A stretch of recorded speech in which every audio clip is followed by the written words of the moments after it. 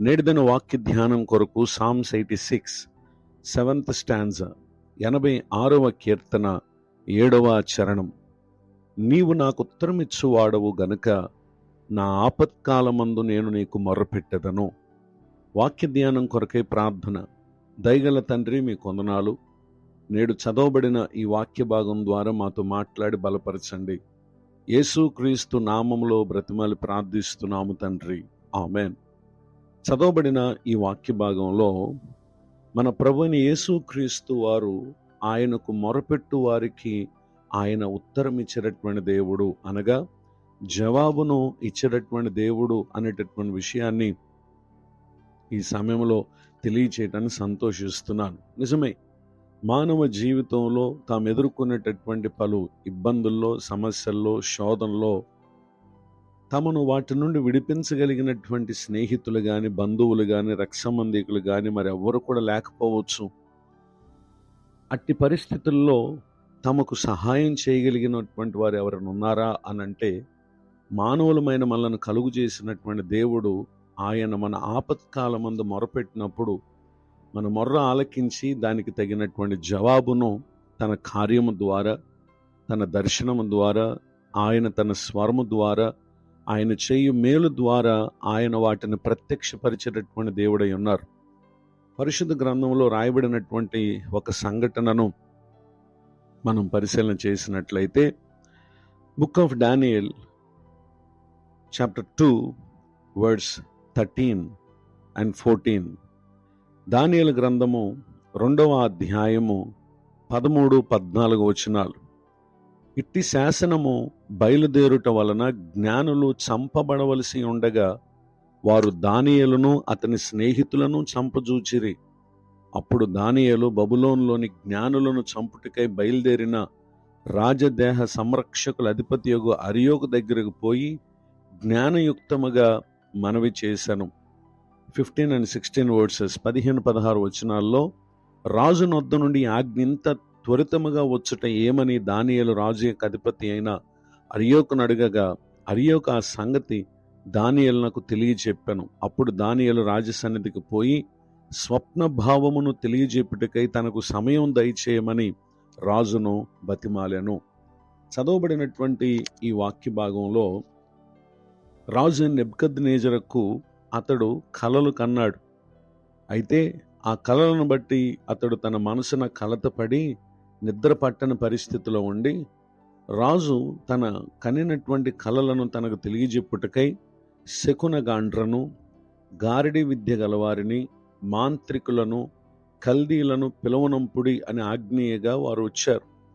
వారు వచ్చి నిలిచిన తర్వాత రాజు వారితో, నేను ఒక కల కంటిని, ఆ కలభావం తెలుసుకుని వలన నేను మనోవ్యాఖ్యులము పొంది ఉన్నాననగా, కల్దీలు సిరియా భాషతో ఆయనతో పలికినటువంటి మాట, రాజు చిరకాలము జీవించునుగాక, తమరి దాసులకు కల సెలవీయుడి, మేము దాని భావం తెలియచేసేదము అని చెప్పగా, వెంటనే రాజు, నేను దాన్ని మర్చిపోతేనే గాని కలను దాని భావమును మీరు తెలియజేయని ఎడల మీరు తుత్తినీయులుగా చేయబడుదురు, మీ ఇండ్లు పెండకొప్పగా చేయబడును.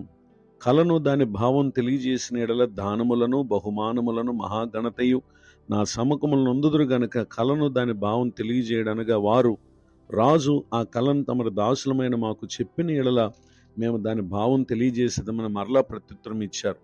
అందుకు రాజు, నేను మరచి ఉండటం మీరు చూచి కాలాహరణం చేయవలనని మీరు కనిపెట్టుచున్నట్లు నేను బాగుగా గ్రహించుచున్నాను అని మాట్లాడుతూ వచ్చి వారికి మరణ శాసనాన్ని అతడు తెలియపరిచినటువంటి విషయాలను క్రింది వచనాల్లో మనం చూస్తాం. అయితే అదే సమయంలో ఆ స్థలమందు ఉన్నటువంటి దానియేలు రాజదేహ సంరక్షకుల అధిపతి యొక్క అరియోకు దగ్గరికి వెళ్ళి అతడు కొన్ని విషయాలు మాట్లాడినటువంటి సంగతులు ఇక్కడ మనం చదివాం.